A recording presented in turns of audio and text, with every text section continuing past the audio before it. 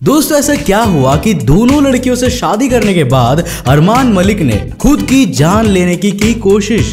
रतन टाटा के साथ रहने वाला ये लड़का आखिर कौन है और क्यों इसे बेटे से भी ज्यादा मानते हैं रतन टाटा, और मरने से पहले लोग क्या बोलते हैं, बताया इस नर्स ने। जानने के लिए बने रहिए वीडियो में। और क्या थी गोविंदा के करियर बर्बाद होने की असली वजह, और मुसलमान हर साल कुर्बानी क्यों करते हैं, जानने के लिए बने रहिए वीडियो में एंड तक मेरे साथ। तो हेलो गाइस, मैं कौशिक और चलिए शुरू करते हैं धुआंधार फैक्ट से भरे आज के इस नए एपिसोड को।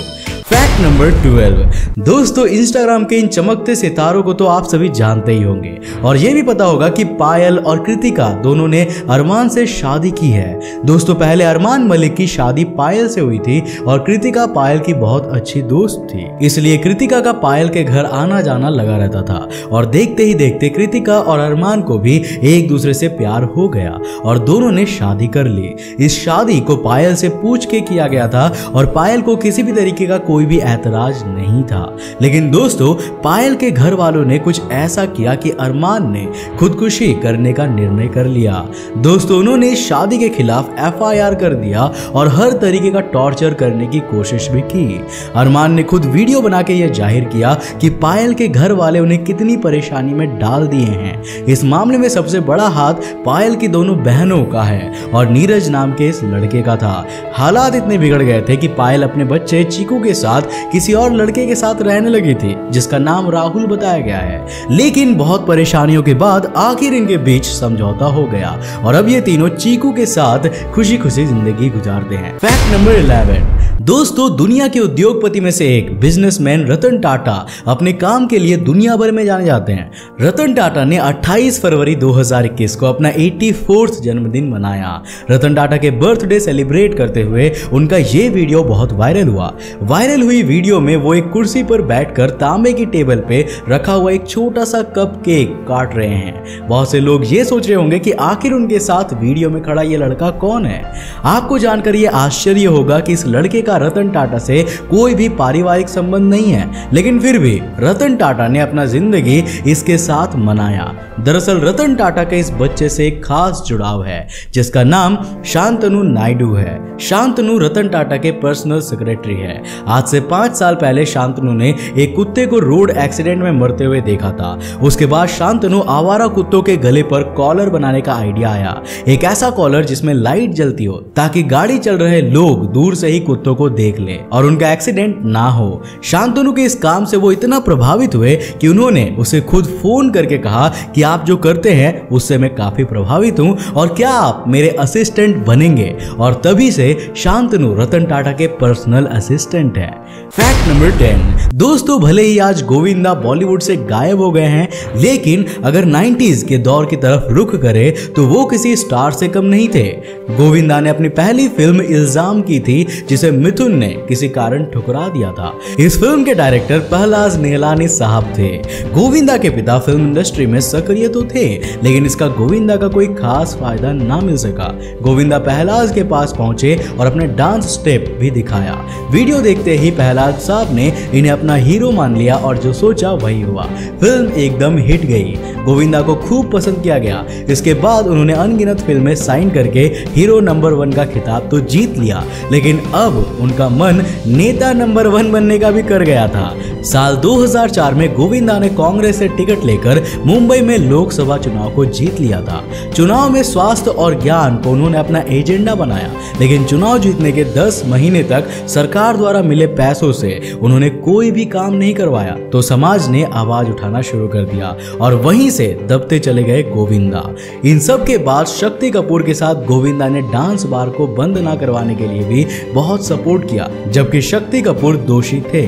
गोविंदा राजनीति में सफल नहीं हुए, जिसके बाद 2008 में उन्होंने फिर बॉलीवुड में पैर रखने का सोचा, लेकिन तब बहुत देर हो चुकी थी और जमाना आगे निकल चुका था। अब ऐसा नहीं है कि उन्हें फिल्म नहीं मिली, पर उन फिल्मों को पसंद नहीं किया गया और ऐसे ही देखते देखते गोविंदा बॉलीवुड से गायब हो गए। Fact number 9। दोस्तों वैसे तो दुनिया में हजारों शानदार म्यूजिशियंस मौजूद हैं जो अपनी कलाकारी की वजह से लोगों के दिलों पर राज करते हैं, पर आज हम आपको एक ऐसे म्यूजिशियन के बारे में बताएंगे जो किसी भी ऑब्जेक्ट से म्यूजिकल आवाज निकाल सकता है। मिलिए जेवियर लोजानो से। बार्सिलोना के रहने वाले जेवियर को म्यूजिकल इंस्ट्रूमेंट फ्लूट के बारे में इतनी जानकारी है कि वो किसी भी चीज या सामान में छेद करके उसमें से सुरीली धुन निकाल सकते हैं, जैसा कि आप इस वीडियो में खुद देख सकते हो। इतना ही नहीं, ऐसा करने वाले वो दुनिया के मात्र एक ही इंसान है। Fact number 8। दोस्तों आजकल तो दुकानों में इतनी वैरायटी के साबुन मौजूद है कि समझ में ही नहीं आता कि किसे ले और किसे छोड़े। पर क्या आपको पता है कि आखिर इन खुशबूदार साबुनों को बनाया कैसे जाता है? शायद आपको ये बात ना पचे, लेकिन पहले साबुनों को जानवरों की चर्बी की मदद से बनाया जाता था, पर अब इन सब का इस्तेमाल काफी कम होता है। आजकल हर साबुन एक ही तरीके से बनाया जाता है, बस खुशबू अलग अलग दी जाती है। साबुन बनाने के लिए पहले इसमें मिलाया जाता है कास्टिक सोडा और नेचुरल फैट। जब ये अच्छे से मिल जाते हैं तब डाला जाता है कंपनी का फ्रेग्रेंस यानी कि खुशबू। इसके बाद करीब 20 मिनट तक उसमें मिलाया जाता है खौलता हुआ पानी, जिससे वो मिक्सचर गाढ़ा हो जाता है। उसके बाद देखिए कैसे इस मशीन के दूसरे छोर से इस मिक्सचर को बिल्कुल रुई की तरह निकाला जा रहा है। यह मटेरियल काफी नर्म और बहुत ज्यादा गर्म होता है। फिर इसे इस बेल्ट में डालकर सॉलिड किया जाता है। उसके बाद उसे रोलर में डालकर दूसरी तरफ से लंबी लंबी पट्टियां निकल आती है। अब इसके बाद इनके छोटे छोटे टुकड़े करके इनमें मिलाया जाता है कलर और सेंटेड ऑयल। इस ऑयल की वजह से साबुन की खुशबू को 4 चांद लग जाते हैं और फिर इसमें लगता है कंपनी का टैग, जिसके बाद हमें ये दुकानों पर देखने को मिल जाती है। तो दोस्तों आपका फेवरेट साबुन कौन सा है, नीचे कमेंट में बताना मत भूलिएगा। Fact number 7। दोस्तों क्या आपको पता है कि बकरीद में कुर्बानियां क्यों की जाती है? दरअसल मुसलमानों के नबी हजरत इब्राहिम अलैहिस्सलाम को एक शुभ ख्वाब आता है, जिसमें अल्लाह फरमाते हैं कि ए इब्राहिम, अपनी सबसे प्यारी चीज मेरी राह में कुर्बान कर दे। अगले ही दिन इब्राहिम अलैहिस्सलाम ने 100 ऊंटों की कुर्बानी दे दी, पर फिर रात में उन्हें ख्वाब आता है कि ए इब्राहिम, अपनी सबसे प्यारी चीज मेरी राह में कुर्बान कर दे। फिर अगले दिन वो 200 ऊंटों को कुर्बान कर देते हैं, लेकिन तीसरे दिन भी उन्हें यही ख्वाब आता है। तो वो कुछ देर सोचकर कहते हैं कि मेरी सबसे प्यारी चीज तो मेरा बेटा इस्माइल है, और अगले ही दिन बिना कुछ सोचे समझे वो अपने बेटे को अल्लाह की राह में कुर्बान करने चले जाते हैं। पर दोस्तों जैसे ही वो हजरत इस्माइल को कुर्बान करने जाते हैं तो अल्लाह उनके ईमान से खुश होकर इस्माइल को उठाकर उसकी जगह एक दुम्बा लिटा देते हैं। जब इब्राहिम अलैहिस्सलाम आंख खोलते हैं तो वो अपने बच्चे को बगल में पाते हैं और छुरी के नीचे एक दुम्बा मतलब भेड़। इसके बाद अल्लाह ने फरमाया कि तेरी ये इम्तिहान कयामत तक याद रखा जाएगा और तेरी सुन्नत को हर साल मुसलमान याद करेंगे और मेरी राह में कुर्बानी पेश करेंगे। तो दोस्तों तभी से कुर्बानी का ये सिलसिला आज तक जारी है। Fact number 6। दोस्तों इंसानों के इतिहास में अब जो ये होने जा रहा है इसे हम लोग अपनी आंखों से होते हुए देखेंगे। दोस्तों दिमाग में चिप लगने वाली बात तो आप सभी ने सुनी होगी, पर अब इसे सच होने में ज्यादा दिन नहीं बचे हैं। दोस्तों ये चिप 4 मिलीमीटर की होगी और बाल से भी छोटे छोटे और पतले पतले 1080 इलेक्ट्रोड यानी तार इसके अगल बगल लगे होंगे, जो दिमाग में मौजूद न्यूरॉन से जोड़ दिए जाएंगे और इस चिप को पीछे गर्दन में एक इम्प्लांट से जोड़ दिया जाएगा, जहां से उसे चार्ज किया जाएगा और उसमें एक ब्लूटूथ लगेगा, जिसके जरिए आपके दिमाग का सारा डेटा कंप्यूटर में ट्रांसफर होगा। अब जरा ये वीडियो देखिए। दोस्तों इस सुअर के दिमाग में उसी तरह के तार प्लांट कर दिए गए हैं और जब भी ये सुअर किसी चीज को खाता है या कोई भी हरकत करता है तो देखिए कैसे वो सब डेटा इस कंप्यूटर पर शो कर रहा है। इससे इन्हें ये पता चल जाएगा कि किस परिस्थिति में सुअर क्या करता है। दोस्तों ये एक्सपेरिमेंट खुद एलोन मस्क खड़े होकर देख रहे हैं। सोचिए इंसानों को ये कितना काम दे सकती है और इसका अच्छा इस्तेमाल एक नई दुनिया का आगाज कर सकता है। क्या ख्याल है आपका इस टेक्नोलॉजी को लेकर? कमेंट में जरूर बताइएगा। Fact number 5। दोस्तों दुनिया में जब भी कोई कंपनी अपना प्रोडक्ट लॉन्च करती है तो सबसे पहले वो इस प्रोडक्ट को पेटेंट करा लेती है, लेकिन ये जानकर हैरानी होगी कि दुनिया की सबसे पुरानी कोल्ड ड्रिंक्स की कंपनियों में से एक कोका कोला ने आज तक ऐसा नहीं किया है। जी हाँ दोस्तों, कोका कोला के पास अब तक कोका कोला का पेटेंट नहीं है। दरअसल इसके पीछे की वजह है कि पेटेंट कराने के लिए उसे अपना सीक्रेट फॉर्मूला अधिकारियों के साथ शेयर करना होगा और कोका कोला को डर है कि अधिकारियों से उसका फॉर्मूला लीक हो सकता है। आज भी कोका कोला ने अपना फॉर्मूला हिफाजत के साथ रखा है और पेटेंट के लिए कभी अप्लाई नहीं किया है। Fact number 4। दोस्तों साउथ कोरिया की कुछ ऐसी बातें हैं जो कि आपको हैरान कर देंगी। पहला, साउथ कोरिया में एक ही सरनेम रखने वाले लोग आपस में शादी नहीं कर सकते। ये रिवाज सदियों से चला आ रहा है। दूसरा, साउथ कोरिया में क्रिमिनल को सजा देने से पहले उससे वो जुर्म दोबारा करवाया जाता है और वीडियो बनाकर वायरल किया जाता है, जिससे जुर्म करने वाले की इज्जत खाक में मिल जाती है।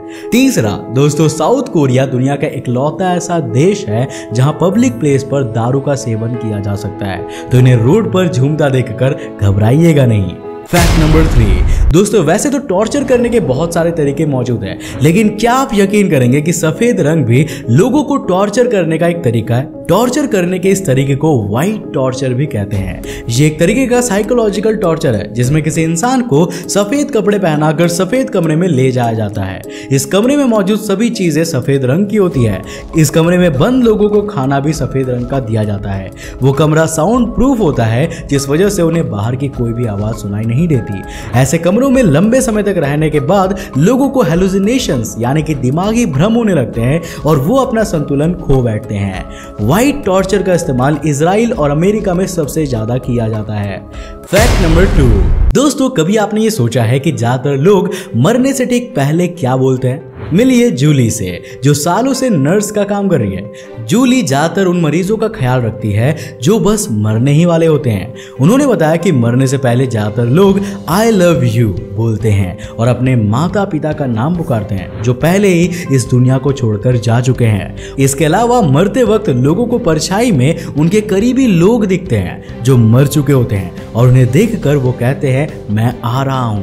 फैक्ट नंबर 1, दोस्तों इस दुनिया में बहुत सी कमाल की चीजें मौजूद है, जैसे ये नैनोटेक क्लॉथ। दोस्तों इस कपड़े पर आप कुछ भी गिरा दीजिए, ये खराब नहीं होगा और ना ही ये भीगेगा। और स्कूबा डाइविंग करने वाले लोगों के लिए ये शार्क बैंड्स नाम का ये गैजेट भगवान से कम नहीं है। दरअसल स्कूबा डाइवर जब इसे पहनकर डाइविंग करते हैं तो इससे एक तरीके का इलेक्ट्रोमैग्नेटिक वेव जनरेट होता है, जिसकी मदद से शार्क डाइवर के पास भी नहीं भटक सकती। तो दोस्तों आज के लिए बस इतना ही। मुझे उम्मीद है कि आज की इस वीडियो से आपने काफी कुछ नया सीखा होगा। अगर सीखा तो इस वीडियो को लाइक करने के साथ साथ अपने फ्रेंड्स और फैमिली के साथ जरूर शेयर करना। अब अगर आप नए उस चैनल पर और इंटरेस्टिंग फैक्ट्स को जानते रहना चाहते हो तो इस चैनल को सब्सक्राइब करने के साथ साथ नोटिफिकेशन बेल को ऑन कर देना ताकि आप देख सको हमारे वीडियो सबसे पहले। तब तक के लिए बाय, जय हिंद।